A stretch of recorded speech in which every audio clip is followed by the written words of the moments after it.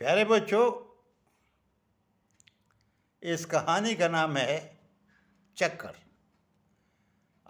अजीब सा नाम है ना, लेकिन है बहुत इम्पोर्टेंट। बड़ी ही महत्वपूर्ण, बड़ी अहम कहानी है। सुनो फिर, कहानी का नाम हो गया चक्कर। तुमने कभी ये भी सोचा है, ये दिन रात का चक्कर क्या है? सूरज पश्चिम में छिप जाए, सुबह को फिर पूरब से आए। क्या होता है रातों रात ये, कुछ तो समझ में आए बात ये। भाई सूरज कहीं नहीं जाता है, सूरज कहीं नहीं जाता है और ना कहीं से ये आता है। ये तो अपनी ही धरती है, इसके गिर्द जो घूम रही है। गिर्द माने चारों तरफ, इसके गिर्द जो घूम रही है। और इस घूमने के कारण ही रात भी होती है और दिन भी होता है।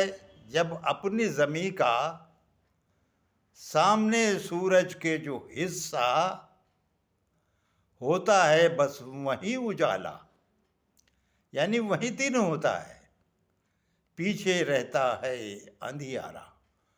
उधर जो पीछे की तरफ है रात होती है। ये है सुबह शाम का चक्कर, लेकिन है ये काम का चक्कर।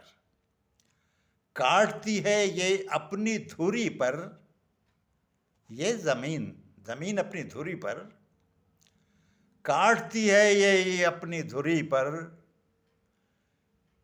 24 घंटे में एक चक्कर।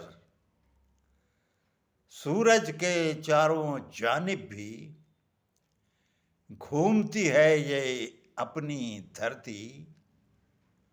और ये चक्कर बड़ा है इतना, होता है एक साल में पूरा। सूरज के चक्कर में ज़मीं है,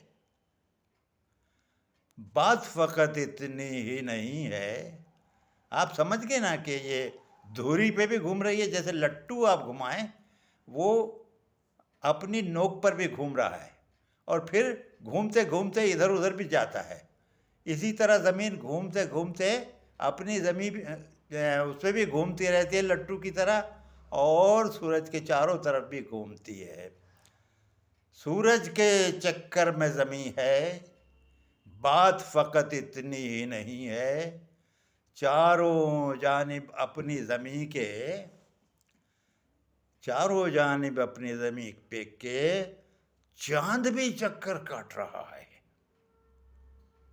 ज़मीन सूरज के चारों तरफ चक्कर काट रही है और चांद हमारी ज़मीन के चारों तरफ चक्कर काट रहा है। चारों जानिब अपनी ज़मीन के चांद भी चक्कर काट रहा है। आगे चलकर तुम जानोगे, गर्दिश की ताकत मानोगे।